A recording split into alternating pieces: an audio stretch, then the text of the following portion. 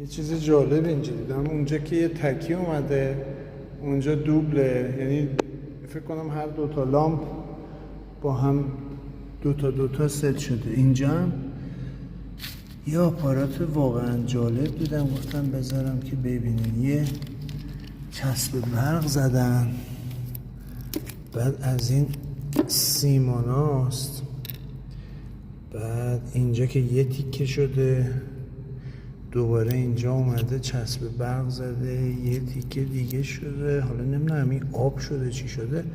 این قسمتش خیلی قشنگه. اینجا کیسه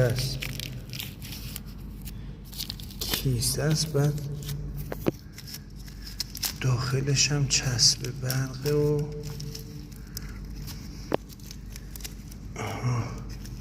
رزین کردن. اینجا یه کیسه گذاشته رزین کرده، یعنی هر کدومو یه مدل بستن. اینجا رزین شده سر کابلا، بعد خب این کابل که تیکه تیکه رزین شده، من نمیدونم. اینجا هم الان یه تیکه هست، اینجا رزینه، این سر چسبه. خب جالبه. گفتم اونایی هم که رزین میکنن با کیسه اینجا رزین کردن، نیده بودم. این هم یه نوع آپاراته دیگه. حالا غلط و درستشو من چیزی نمیگم، ولی گفتم ببینیم.